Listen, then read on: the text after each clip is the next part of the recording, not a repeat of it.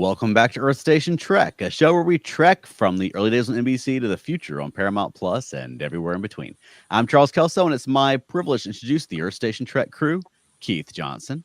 I challenge them to write a good Star Trek story without referencing Tribbles or the Mirror Universe. More later. Alan Seiler. I didn't challenge anybody to do anything. So far, it's going well. And Veronica Daschel. Hi. And welcome back, Alan. We're thrilled to have you back. Oh, thanks, guys. I missed you all. Do you have some news for us this week? Yes. However, I don't have my notes, so I'm just going to have to do the best I can. The first thing is we have 2 new cast members announced for Starfleet Academy, the upcoming series, which we already know features Holly Hunter as the basically the chancellor of Starfleet Academy, and Paul Giamatti, who is going to be the first season's main villain. We already had 3 other cast members who were playing cadets that had been announced previously, and that is Karis Brooks, Bella Shepard, and George Hawkins. But as of today, we add Kareem Diane, who is from One of Us Is Lying, and Zoe Steiner, who is from Significant Others. They have been added to the cast also playing cadets. And I think what's interesting is that we've got, what's that now, 5, 6, 7 cast members and 0 details on characters or even character names or anything. And I'm really intrigued by that. Mm-hmm. Also, zero announcements of Tilly.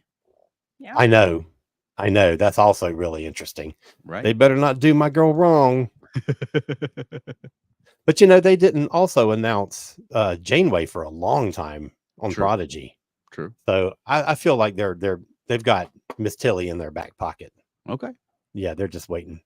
In other news, we have new Emmy Award nominations for Star Trek Strange New Worlds and for Lower Decks. Both of them have been nominated in the category of sound editing because genre shows never get actors or writing or directing or any of those kind of credits. It's always something behind the scenes, which is fine. I mean, I'm glad that they're being recognized, and there's also, this is from earlier this week, I believe. There's also a new awards organization called Collision, which is the first award show that is dedicated solely to animation. And Lower Decks and Prodigy have both been awarded. Well, they've been given awards. How about that? And they're doing it differently. It's like the Olympics. It's like gold, silver, bronze, that kind of thing. And they both won gold for their categories in which they were nominated. One was best series for kids, and the other one was something. So, but that's cool. I mean, that both of those shows have been recognized with awards from an animation organization, and that Strange New Worlds and Lower Decks are both up for Emmys this year. So that's great. Yeah. It's always nice to see, but it's always bittersweet because I can always pick out something. Like Babs Alosan Moken should have at least been nominated for that Klingon episode. There's some great performances. Oh, yes. That I think are as good as anything that's not set in space. Right. Exactly. An upcoming thing, and that is happening this Saturday or next Saturday. I don't remember now. And that is, no, it's not. It's in the middle of the week. But anyway, so there's all this stuff going on at San Diego Comic-Con. Mm-hmm. And one of the things that's been really getting some buzz out of people is that there is going to, of course, now both Doctor Who and Star Trek are going to be at San Diego, and they're both going to be doing their own things, and they have a big presence there. But there also is going to be a panel that features Alex Kurtzman and Russell T. Davies, and they are going to be in conversation with each other, and they're going to be talking about the similarities and the legacy of these 2 properties, and they're going to be highlighting, from what I've heard, Easter eggs in each other's shows about their own show, which I think is going to be a lot of fun. Yeah. And there has been a lot of speculation that they're going to announce some kind of crossover between these 2.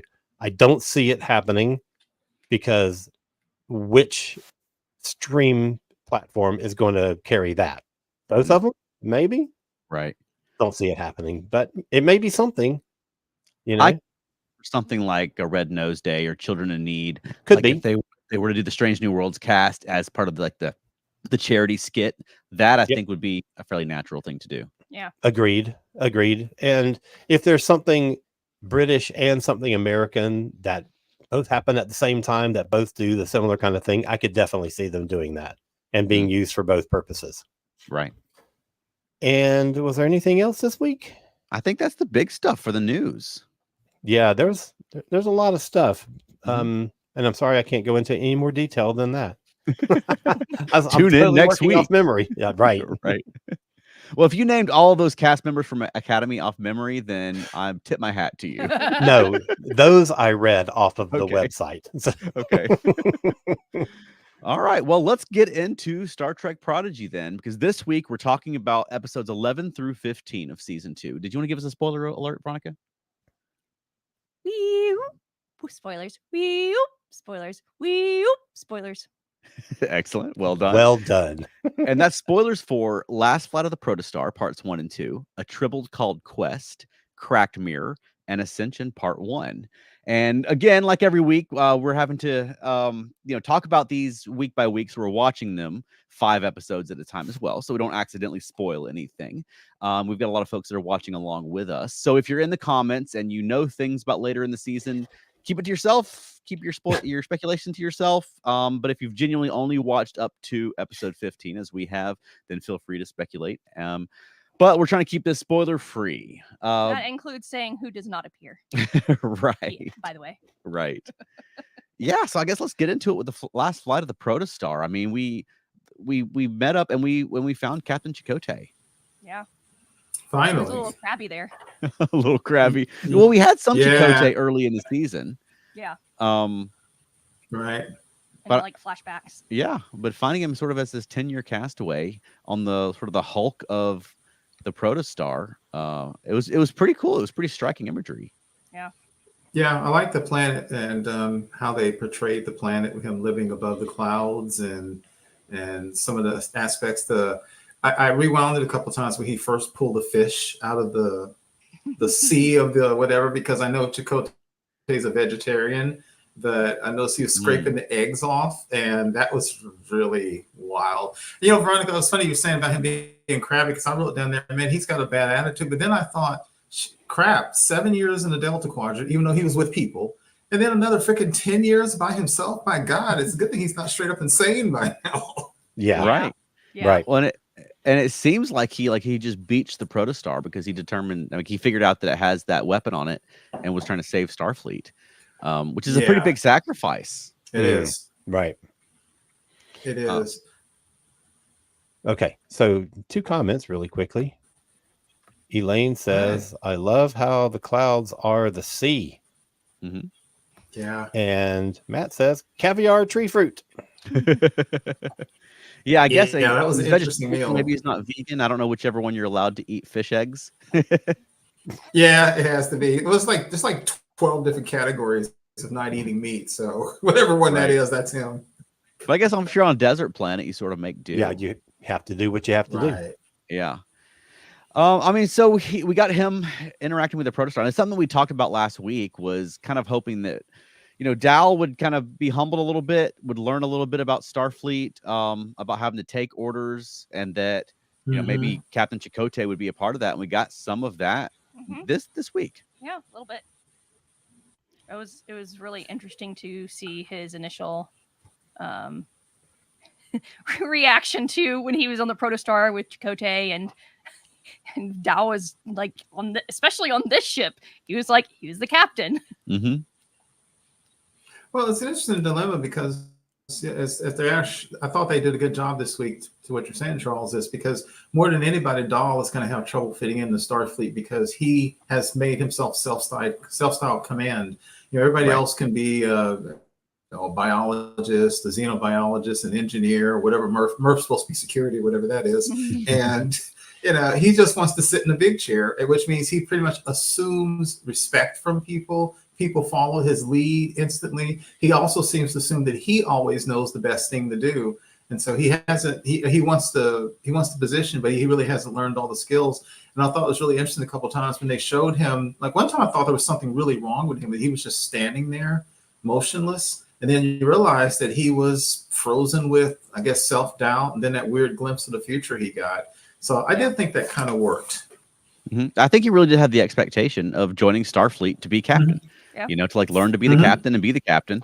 And I mean, Chotke had to tell him, like, no, I mean, a big part of it is learning to take orders and learning to do your job. You know, it's a position. And I like the parallel they drew with Chakotay, where, you know, he sort of left at a young age. They sort of skipped over a couple of decades where he all of a sudden was in the Maquis when he was telling his backstory. But, you know, sort of that he found his place not as a captain, but as Janeway's first officer. And I think that's a really good thing for Dow to hear. Like, well, I mean, there's other paths, and you know, it's not necessarily like just because you're not a great captain doesn't mean that like that's not in your future, or doesn't mean that you don't have a future. Yeah. Right. Speaking of Chakotay, Matt says, I was glad they didn't take multiple episodes getting Chakotay on board with leaving the planet. Yes. Yeah. Right. That would be that would be tiresome. Yes. Right. Yeah, that's true.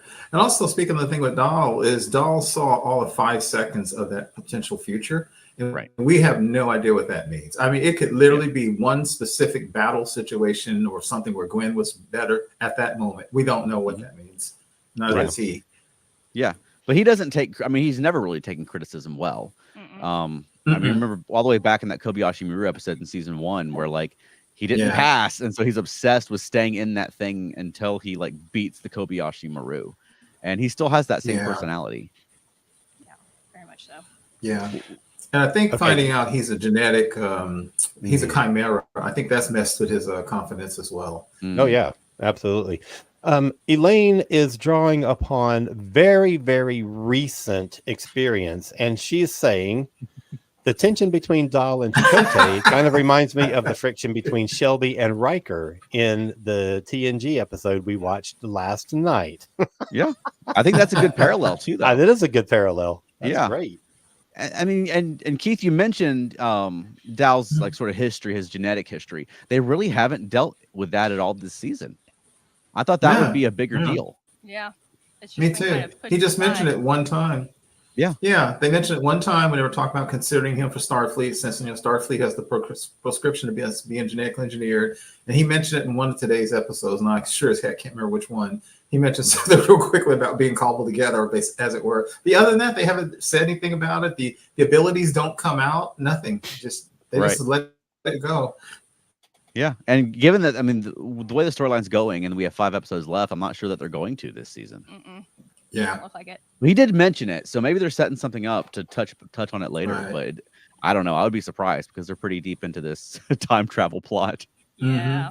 Do you guys remember last week when the Voyager A was in the atmosphere? And I said again, it always annoys me when the ships are floating in the atmosphere.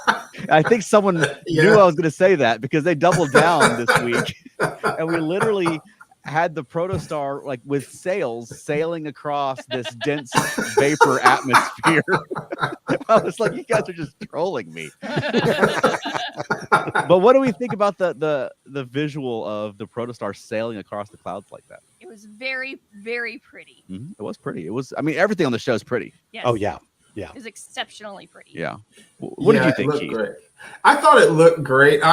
This is one time I had to turn off the scientific brain because there was so much here that couldn't work with the sails and freaking antimatter being created in the atmosphere, which basically would have blown up the planet and all this kind of stuff. I just had to let it go. What I do, like we've said this, Charles, and you've said this many times, there's so many things they can do in animation they can't do in live action easily. Right. And this was an incredible planet rendering that you would not be able to do live action as well. The monsters that feed off of lightning, even the storm itself. Yeah, and the kind of silly, but at the same time cool look of a ship basically sailing in the air. That looked really neat. Yeah, I thought that was. So is it the atmosphere is so incredibly thick? Is that the point? Well, I went back and watched it again because that's the big question I have was how come the ship is freaking not sinking? but they described Right. it as like highly dense vapor that as long Mhm. as the ship has forward motion, it'll stay buoyant going across it. So it's like a sea, but it's not water, which is kind of a cool thing. It's an alien Yeah, planet.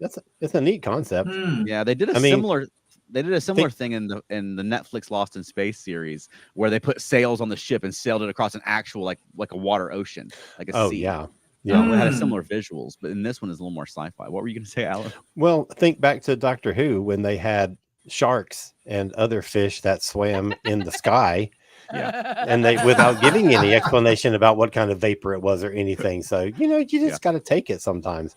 I complained about that for Yeah. Veronica also. Well, Okay, because so- if it was that dense, they couldn't breathe.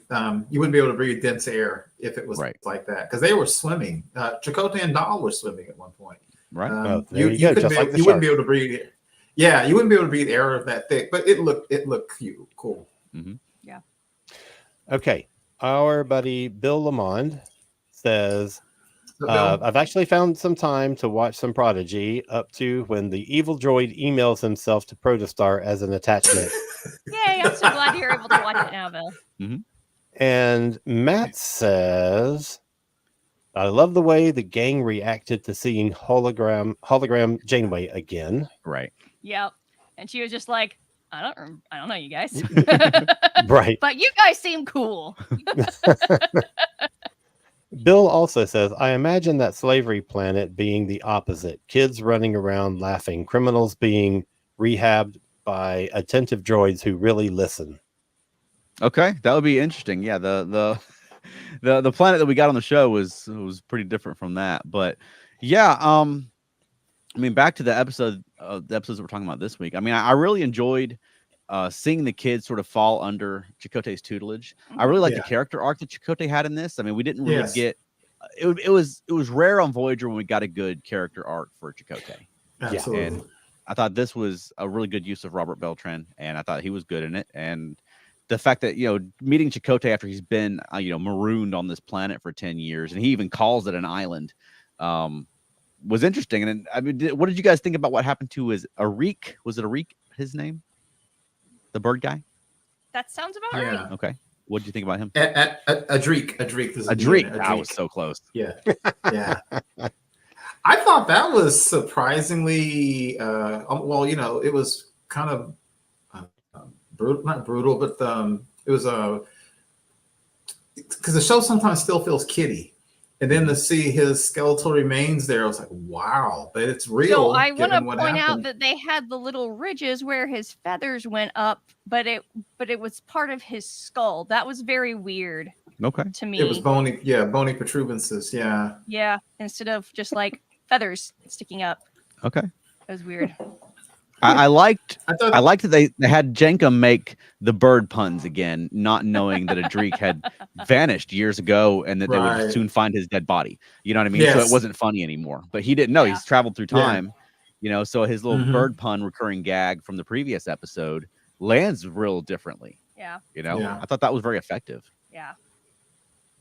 Yeah, I thought it was a sobering and somber scene, but it also shook Chakotay out of his inaction Mhm. Yeah. because he realized that maybe I need to do something because now that guy really. I mean, he can't have assumed he was still alive. I don't think, but to see Right. it, then he really, Yeah. really realized he was dead, and it's like there's nothing for me to hold on to.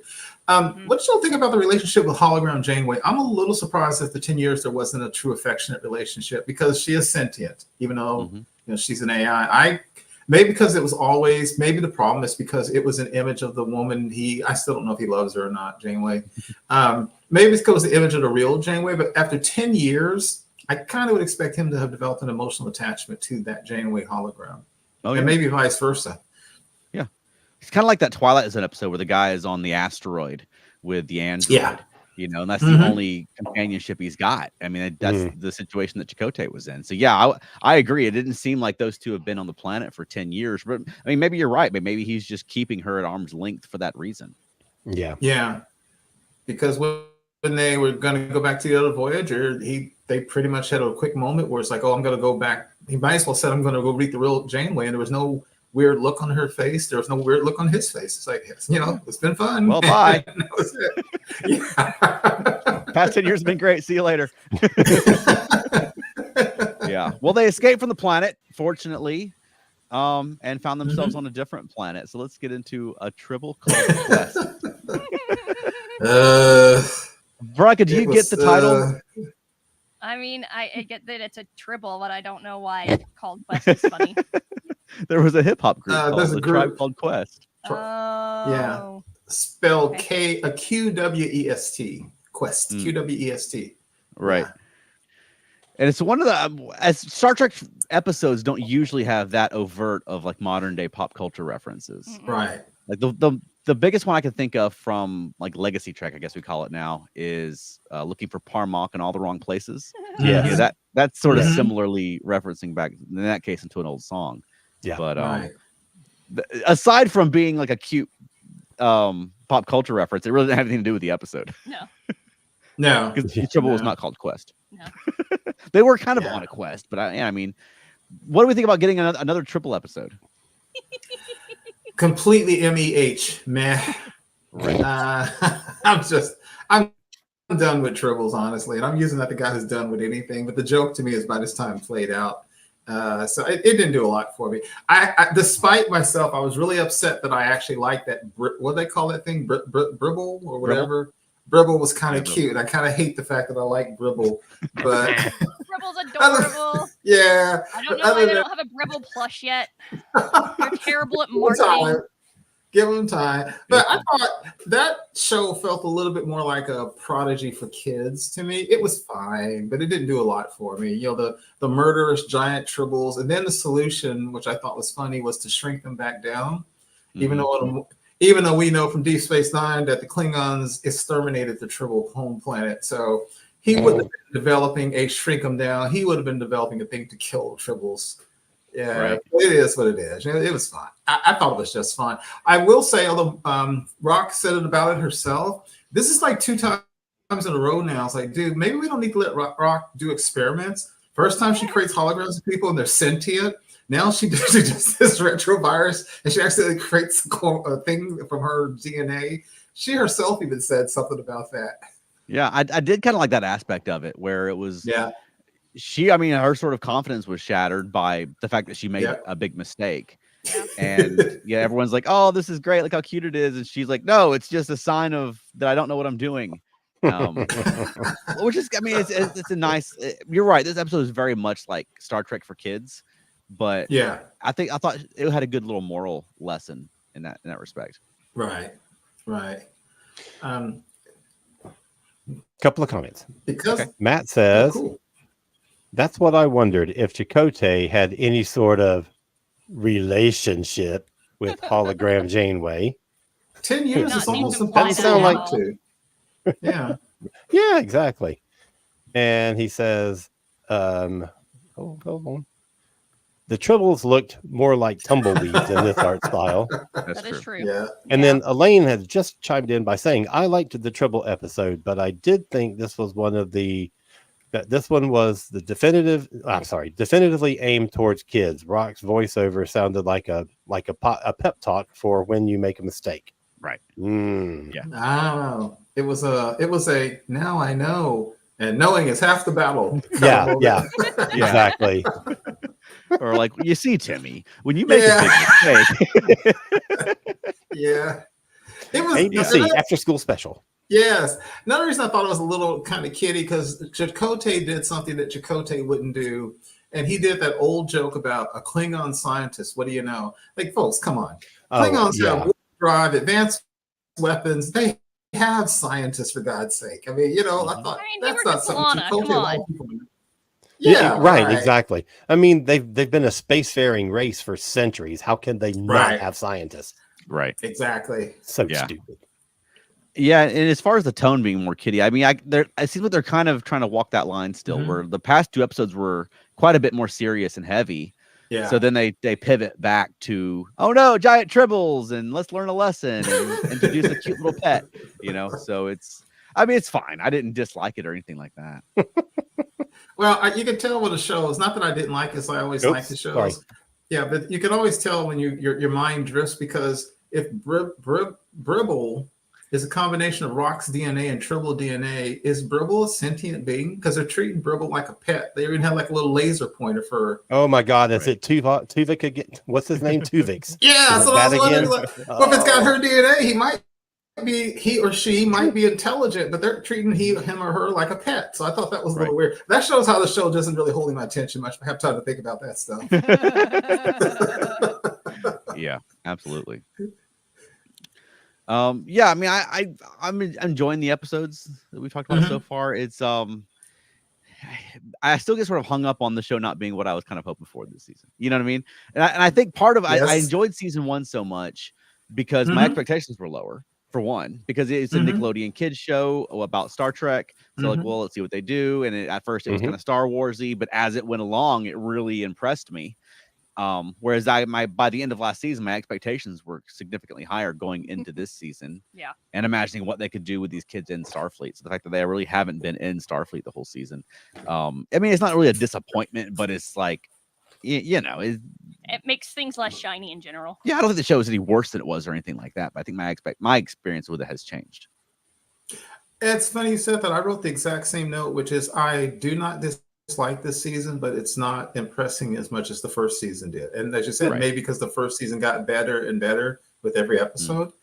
I'm also feeling this feels actually a little more kiddie this time than the first season did, which I thought was kind of interesting. Yeah, they'll get you. Like, we'll get to it, but like the absolute last scene of the last show in the arc we watched, like, okay, that makes you think more about it. We'll get to that. But yeah, a lot of times I think, it's not, I don't dislike it, but I'm not loving it like I thought. And then whoever made that comment on the first time we addressed this, remember this thing where people are saying it's better than Deep Space Nine? Man, they threw down a gauntlet. And so everyone, I know, like, this ain't better. When's it going to get better than Deep Space Nine? Come on. Yeah. Right. Yeah, and Matt Sweatman has a comment there. Yep, I was just about to get that. Go for it. He says, wasn't it episode 12 that had Voyager contact Beverly Crusher to ask about Wesley? Yes, and that was a scene that I liked a lot.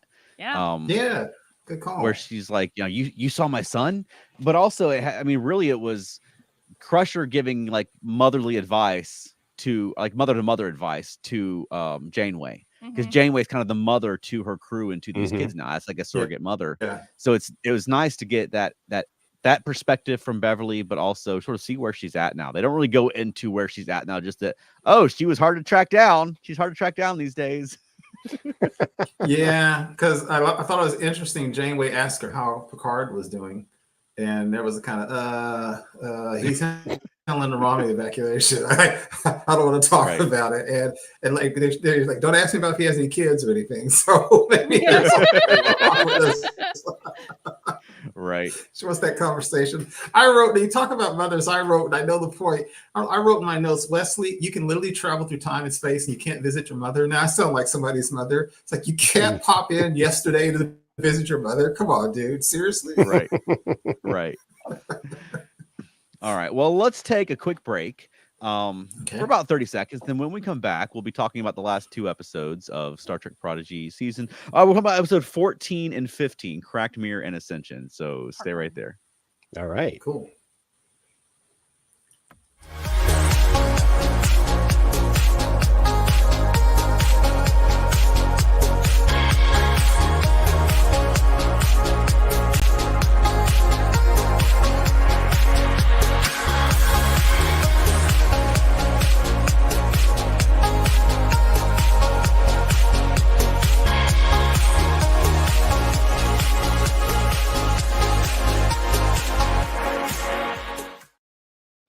And we're back. Yeah, before we magic. Yeah, right. Just like we said we would. So before we get into Cracked Mirror, let's hit Matt Sweatman's comment there. The most recent comment real quick. I felt that they never addressed the Beverly Wesley thing in Picard season 3, so I was glad to see that scene here. Yeah, I agree. And I'm hoping that they're setting up more for that. Yeah. I mean, you've got Beverly now, you've got Wesley now. Yep. Like, here's your chance. Yep. You know what I mean? Give the people what they want. Yep. Yep. Because it would be really weird if you had both of them in the same season and they never come across each other. Yes. That is actually kind of odd. Yeah. All right, so let's get into Cracked Mirror because we followed up the Tribble episode with a Mirror Universe episode. I Veron- I was going to say Veronica looks really excited to talk about this one. yes, it was a lot of fun. Yeah. What did you think, Keith? It was fine. Yeah, again, I didn't, and I haven't disliked a single episode of Prodigy. It just didn't do much for me. It was like it's another Mirror Universe episode, and I chuckled at a couple of things like the beard, the goatee of evil Chakotay. I will admit I laughed out loud. They went to cetacean opposite the whale's evil. I thought that made me laugh. That was great. And the whale had a scar. Did you see the whale scar? It was great. And then the whale literally thought or said, "Long live the Empire," for no good reason at all. Right. Because that's what per what we're talking about, Matt and Elaine's watch of TNG, all they needed was everybody need to have on gloves, the black gloves. And so it was fun. Why did Mira Janeway have the thing around her eye, like Seven's optical implant? I don't know. They did not give it. The thing that stuck out to me was that they're trying to do classic mirror universe with the Terran Empire, but it's post DS9, so they call it like the revived Terran Empire or whatever. So I guess we're led to believe that following the events of DS9 with the Terran Rebellion against the Alliance and all that, they have restored the Empire now. Yeah, but to the point that they can build the same ship, they can build that Voyager A to the same specs essentially. That the Voyager A, like they did that with the Defiant on DS9 because they stole the plans for the Defiant and then built it. So I don't know if maybe there's still mirror spies like stealing the Starfleet designs to build their ships, but Mirror Janeway was captaining the same ship as Admiral Janeway in the Prime Universe. Even though the truth is in a true multiverse theory, the truth is there can be one universe where every single person who ever lived in the original series universe actually does live and is evil. It still stretches the credulity that every single person you meet in the main universe, the Prime universe, is in the Mirror universe, but evil. Because at some point in time you go, well, Wesley probably wouldn't have been born, or somebody would have died sooner, but it's the same people. They even get together. So after a while, it just gets kind of silly.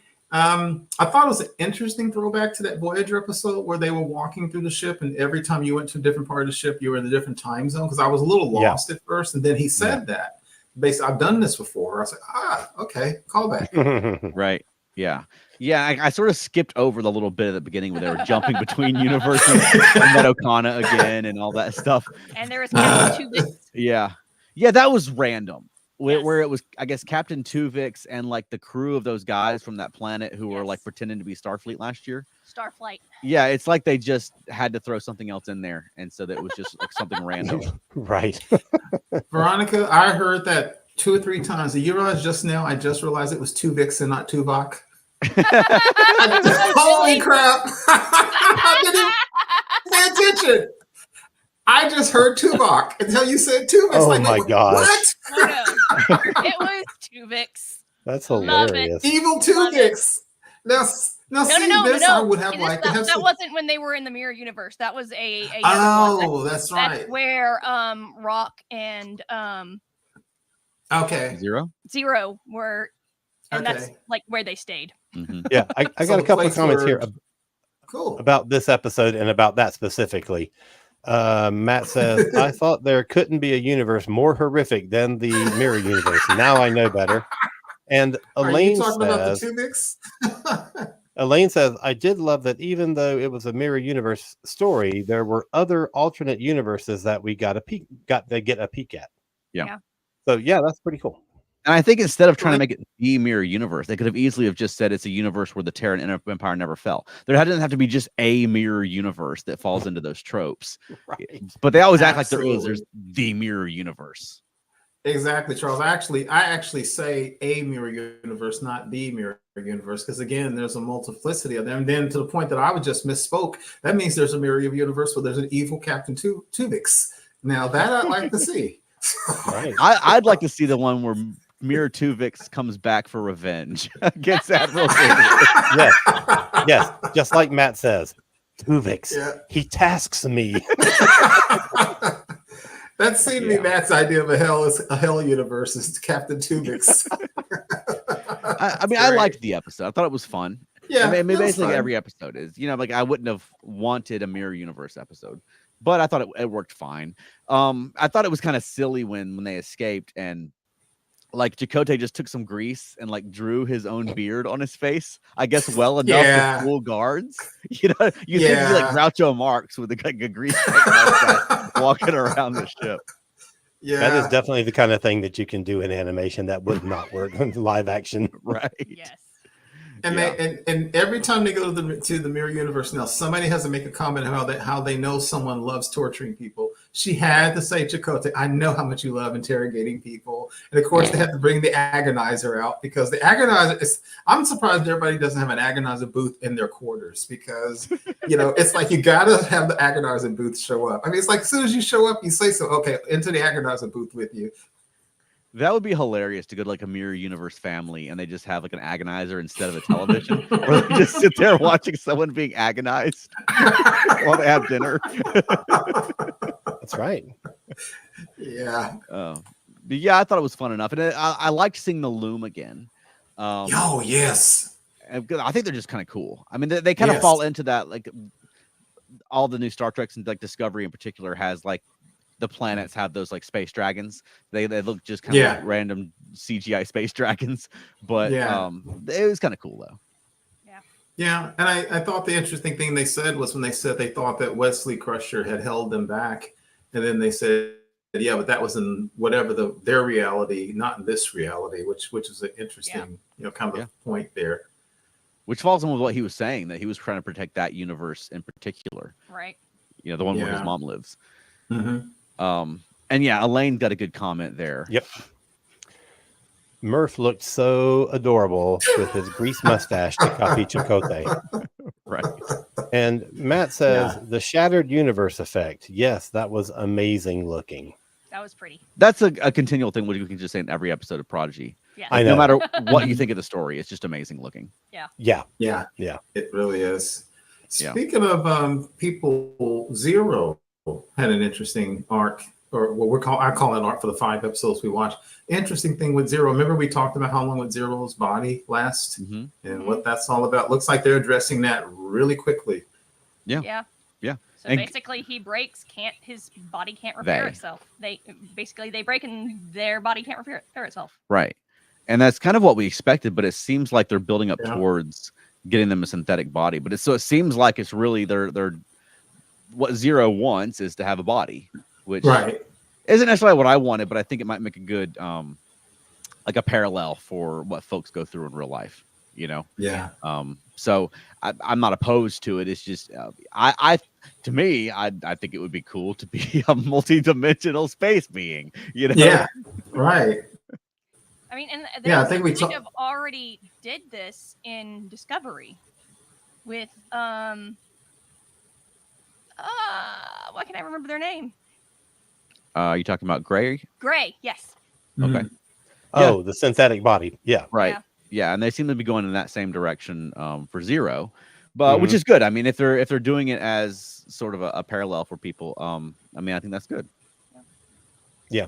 Yeah. Bill says, "Am I the only person who realizes that Tuvix versus Tuvok and Neelix isn't a dilemma at all?" We're not reopening the Tuvix debate in this episode. We're never finished. Dude, seriously, that'll start a conversation immediately. Right. And Matt says they're building towards a Zero Mark II suit. Sorry. Right. Yep. Okay. Yeah. Because I thought it was very interesting, as we say, maybe it's because what you're not used to, because we talked about in the original series episode with the Medusan that when the Medusan had merged with Spock, the whole point was basically you're limited. That was what the Combine being said is you're limited. This thing you call touch and all this thing is it's like you're such a limited being. Because the whole thing with Miranda was they were going to merge on the mental, physical state. It was basically much more intimate than the physical. But then maybe it's because Zero doesn't have feelings, physical feelings. Zero is saying missing feelings, even pain. Zero says they're going to miss that. That was kind of poignant, actually. Yeah, no, I agree with you, and you're right. It is. And then you had that bit with Ambassador Carlos, Mhm. where it had some great lines there, where it was Yes. like, this thing you call language is so simple, but you rely on it for so much. Or are any of it its master? Like there's Yes. some really good stuff there. So yeah, I mean, I can see where they're sort of building off of and going in a different direction with it with Zero. Right. Okay. And also when you talk about things like that, it always reminds me what the future would really be like in terms of just about everybody could have a new body at that time, whether it was robotic bodies, android bodies, synthetic bodies. I guess what they don't do is clone, because there's all kinds of issues with that. But it's a very interesting concept, because actually maybe all Medusans could put on a body like a suit and take it off when they don't want to be in it anymore. Yeah. That might be interesting. And they did reference those androids, the ones from Picard, like the more primitive ones in Data that we saw on Star Trek Picard. So at least they sort of know where they're at in the timeline, Right. And I like that they continually are referencing the Romulan evacuation going on while this is going on. Yeah. And then I haven't mentioned this yet on the show, but it's occurred to me several times while we've been watching. I just really appreciate that they have turbo lifts, like turbo shafts on this show. And it's not some weird Willy Wonka elevator, like roller coaster thing. It's not like the cityscape from Tron. You know what I mean? Right. It's just a turbo shaft. Yeah. That's good. Good point. All right, yeah, let's I like go to that too. Ascension Part 1, because we ended on a cliffhanger. For the first time in our little 5-episode watches, we ended on a cliffhanger. And in this one, there, I guess Ascensia is, she's been busy since last time we saw her. No kidding. Jeez. Building up. I've several times over the last several weeks, I've made fun of the trope of the big evil person with a big evil ship, and they just keep getting bigger and evil the more times it happens. But she got some big evil ships. Yeah, I thought it was going to be the Narada for a second coming out of I thought emerging. it's very Narada-esque. Yeah. Yeah. You talk about somebody singularly focused on one school of thought. I mean, you want to talk, she's not entertaining anything.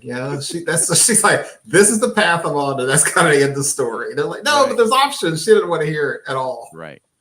Well, what do we think about the big battle? I mean, we had the Nova Squad cadets, and we talked about this before, but I think they really are cadets because they have 3 pips, and our little trainee guys don't have any pips. So I think these folks are really like Nova Squad cadets.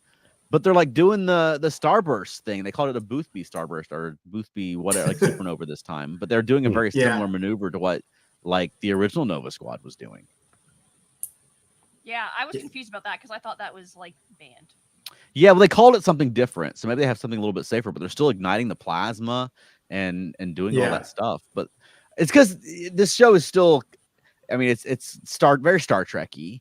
But it still has a bit of Star Wars in it. It has a bit of JJ Trek in it, So they want to have some space fighters to go out and fight the robots. Right. Yeah. Matt observes that they've made more effort this season to tie Prodigy into larger Trek canon, more than just Voyager references. True. And very specific to where they are in the timeline. Yeah. Yeah. And he also says, if your ship can barely fit through a space portal, that's by definition evil. Right. And Bill is inquiring about Starfleet still having holograms who can't leave the ship. Didn't they know about all the wonderful things Voyager's EMH did? Yeah, but the EMH was only able to do all that because he had that hollow emitter from the future. His mobile emitter that actually came from the 29th century or 27th century. I think it's and they haven't been able to reverse engineer it because of stuff. And he still has that, but regular holograms are still confined to where there's hollow emitters. And he's still randomly teleporting with his hollow emitter throughout the ship, and he should not be able to do that when he has the hollow emitter on. He is there, and if he turns off, his hollow emitter should fall, and then he can't use it. Okay, maybe we haven't seen him. We only saw him once leave the ship, so maybe he just likes to have a hologram of his hollow emitter on while he's on the ship. Would that solve it for you? No. Okay, I tried. That's a good effort, Chuck. Right. Yeah. So I mean, Ascensia is basically using time manipulations to like bake these little pockets where she can like rapidly build a fleet, and yeah, she's a go-getter. she's got an action plan and she's executing it. Well, She that's reminds me. She reminds me of a huge big bad in the Marvel comic universe called. I'm sure you guys know Kang the Conqueror. Uh-huh. Oh, Kang the yeah. Conqueror in Marvel is a time traveler, and sometimes it's silly because every time somebody fights Kang, seriously, big things like Greek warriors will come out, Roman phalanxes, cowboys mounted on horses. But Kang does the same thing. He builds armies from across history, but they're kind of silly sometimes. Right. So I guess she's doing something like that, because I did like the point that everybody said, how does she do it so fast, and where is she getting the super technology, and how is she doing it so quickly? And then I thought, oh, is this maybe Wesley? Because that was the only thing that made sense at that point. The writers agreed. Good call. Yeah. That was our big cliffhanger, was that she's got Wesley.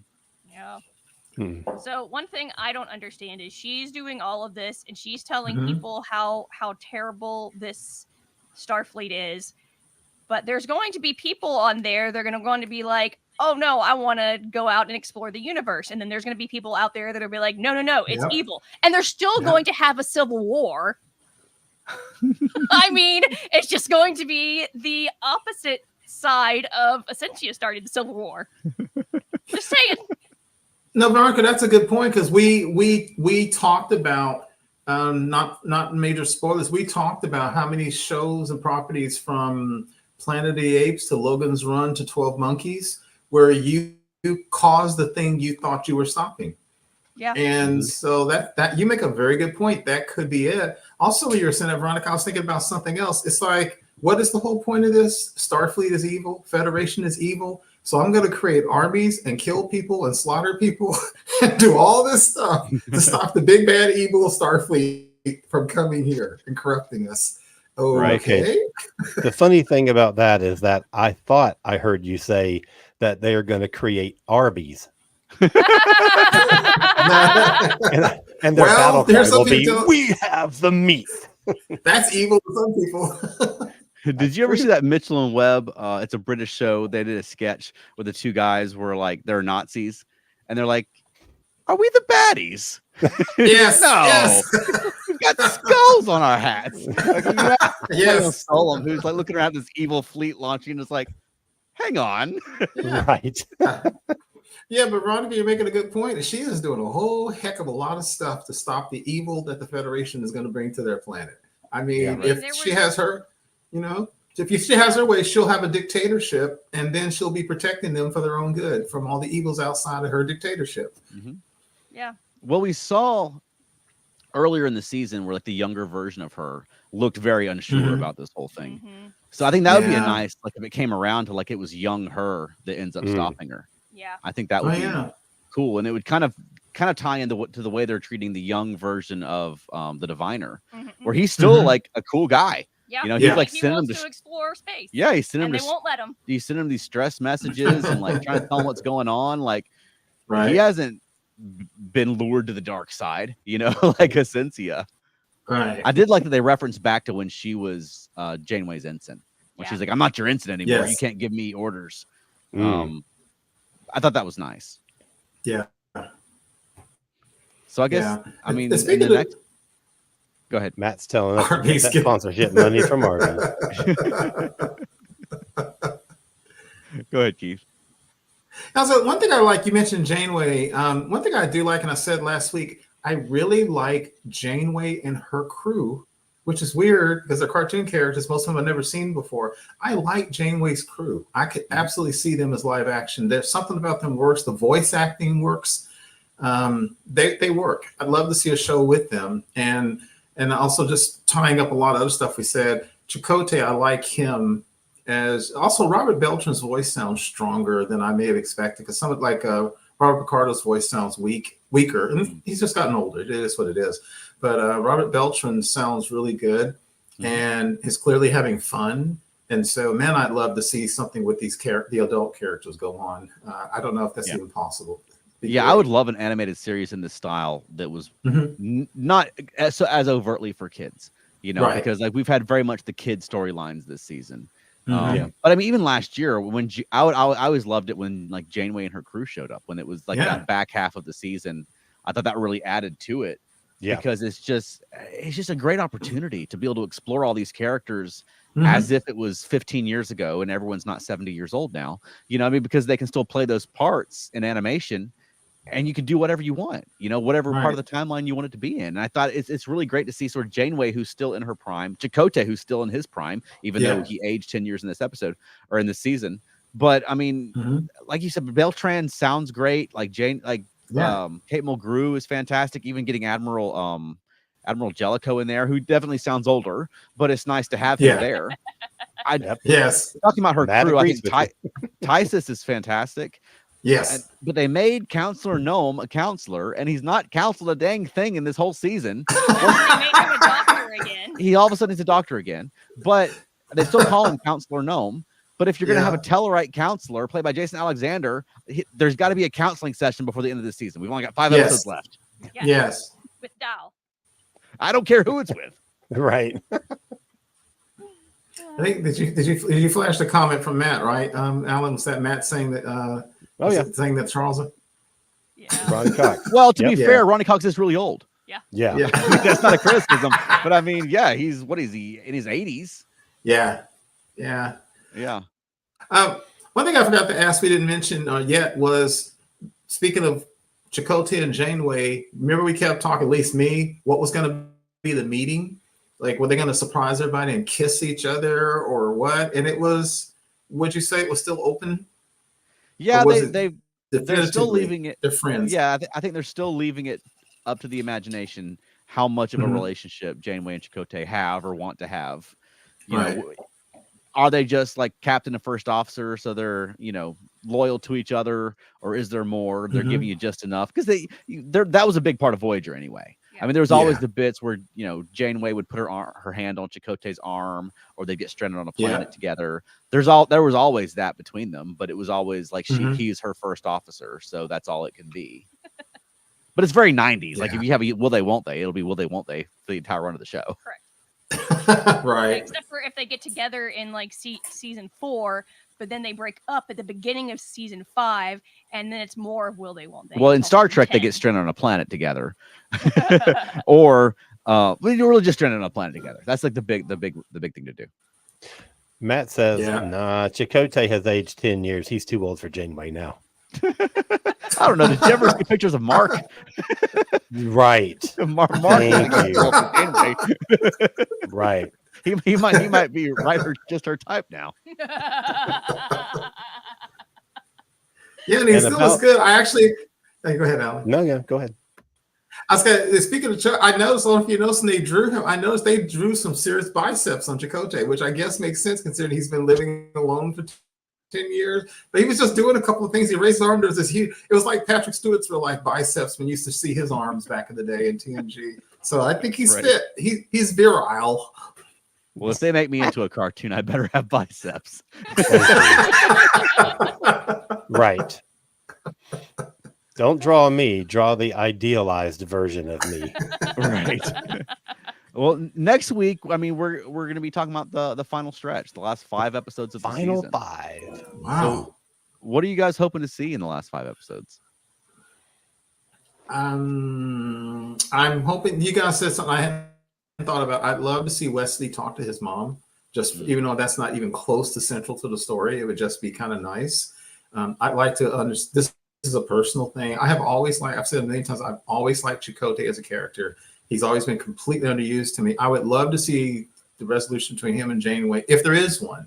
Are they just friends, or is there a relationship there? I would just like to see that, you know, for me personally. And Charles, I agree with you. Like something you said, I'd really like to know that they're going to basically be more Starfleet toward the end of this. No more, we got to steal a ship or something and go off on adventures. It's fun, but I kind of want to see something else. So I'd like to kind of see that they're going that way at the end of this arc. Yeah, I agree with you. And I think, I mean, we haven't really got to see them trying to be part of Starfleet this season. I don't think we're going to get that in the last 5 episodes. No. Because there's the plot's going on now, you know, like they're going to be taking the Protostar back in time and all that kind of stuff. But by the end of the show, I really hope that especially Dahl will have really embraced the idea of becoming a Starfleet cadet and going through the ranks and not just being the captain who goes fast, you know, like maybe he'll find his place there, or decide it's not for him Right. and move on. Yeah. You know, I mean, Mhm. these really might be the last 5 episodes we get with these characters at all. Yeah. Well, and Oh, that's yeah. kind of what I'm hoping to see. I Yeah. want to see Mhm. the whole thing end on a big cliffhanger that even if it doesn't get renewed for a third season, I want to see that the writers and producers were hoping for that. Mm. Not that there was a plan to end here just in case. I want to see that, at least they were like, here's a jumping off point. Come on, renew us. I Right. feel like they were. Yeah, well, season 1 kind of ended that way, where It it was did. like, we made it to Starfleet, we saved the day, we're all going Yeah. to the academy, but look what might happen. Yes. You know? And Yes. so that's the kind of episode I'm kind of expecting. Hopefully it's not like Dal gets assimilated by the Borg and you know what I mean? Right. That'd Here's be what terrible. Elaine's looking for. She says, I'm sure they'll show how Wesley ended up in Ascension's grip. Maybe it's part of the plan. That's a good question, because what Yeah. kind of powers does he have if she could capture him? Sometimes these powers these people have suck. Yeah. You know, they're not as powerful as you think they are or ought to be. Right. Yeah. Yeah. Yeah, I would like to see a flashback. I would guess maybe like she tricked him. Like he Mhm. thought he was coming to help her and it was a trap. Like I could see her sort of playing against Wesley's compassion to Yeah. capture him, more than just her having like traveling to space and finding him because he's Right. like outside of time and space. Yeah. But yeah, and I do really want to see, like, this is the chance to show some kind of resolution with Beverly and Wesley. Mhm. Yes, absolutely. I think they should do that. Okay. Well, I'm looking forward to next week. I mean, if you want to join us in the final chapter, we'll be going live next Thursday at 8 p.m. Eastern to talk about the last 5 episodes of Star Trek Prodigy Season 2, potentially the last 5 episodes of Star Trek Prodigy. No, So, don't say it. Don't say I it. know it's possible, though. I mean, hashtag Yeah. save Star Trek Prodigy, because I would love to Right. see more. But we go live on Thursday evenings on our YouTube channel here, and then you can follow us on our podcast as well. It goes out afterward as an audio podcast as Earth Station Trek. Do we know what we're doing the week after that? Yes. Yes. We do? Yep. The Do week we after want to that. say? Go ahead, Veronica. Yes, we will have for the Subspace Rhapsody picture show that will be at Dragon Con. We will have a cast member in addition to myself, potentially 2, as well as the director and the kind of organizer of all things theater at Dragon Con. Sarah has been kind of pushing for a theater track at Dragon Con, and they have some kind of little bits and things here and there in various current tracks, but she kind of runs that, so Yeah. we'll have that Well, going on. and if people haven't listened up to this point, who are you playing? I am playing Pelia Mhm. in the Star Trek Rhapsody picture show, and it's going to That's be a lot exciting. like the Rocky Horror Shadowcast, where we're like acting it out in front of it, and we're not actually saying anything. And Mhm. you'll be able to see the way it's going to be set up. You'll be able to see the screen if Mhm. you just want to see the show. It's like watching both the episode and a live production of the episode simultaneously. Yes. Nice. That's really great. I'm excited about all the guests that we're going to have in 2 weeks. I think that's going to be a lot of fun. Absolutely. Yes. All right, Keith, where can people find more of you?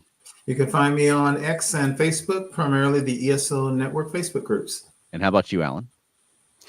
You can find everything that I do, for the most part, on cosmiccreative.com. And that includes links to my other 2 podcasts, which are Doctor Who A to Z. We are just about to do our 50th episode, except that it's actually our 59th episode because we didn't get to do it on week 50. So we saved it till the end of the most recent Doctor Who season, and we're going to do it next week.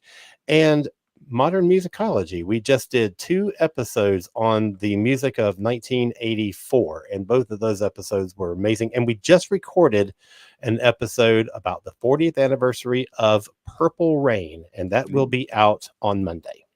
Awesome. And how about us, Veronica? Feltnerdy.com. Yep. And follow us at Felt Nerdy. We're gearing up for Dragon Con, so we're going to have a lot of Dragon Con related stuff to post coming up soon. We're doing a Star Trek related show at Dragon Con for the Trek track. We're also doing a Doctor Who show for the Brit track, and we're doing an adult only Nerdy Star Trek show at Dragon Con as well. That'll be a late night thing. Plus Puppet Slam. Plus the Puppet Slam, and plus you'll be in the picture show. So we're going to Yes. be busy again. Indeed. Yeah, another busy year. That's exciting. That's right. And Charles, if you're in the Atlanta, huh? Sorry, I don't know if that was intentional, but the way you said "dirty puppet show" was really good. Right. You got to draw them in, Keith. That's right. And if you're in the Atlanta area, you can see us in August. We'll be at the Sinful Variety Show, which is like a burlesque variety show. It's a burlesque performers, drag performers, and us. And we'll be doing a routine there. That'll be in August at the Red Light Cafe. And where else can people find us, Veronica? Monkeying Around, a podcast about the monkeys. Yep, and follow us there. We got a lot of fun episodes coming up. Include well, I don't want to spoil anything because it's not recorded yet, but follow us because we got some cool things coming up. Yeah. And do you have a closing for us this week? Yes. I wrote several down in case people use them as openings. In case she got asked. That's progress. Okay. Never trust the cute one. Good. Did you want to that roll? was I like good. it. Yes. That was Okay. good. I had 3. Keith kind of said this one. Even the whales are evil. Yes. And all these are from the same episode because it had the best quotes. Agonizer was Mean Machine taken. That's the one I couldn't remember. Yeah. You're 3 times as prepared as usual. I so know, right? All right. Well, thank you everyone for joining us. Join us next Thanks. Thursday at 8 p.m. Eastern. Take care, everybody. See you next Bye. week. See ya. Bye.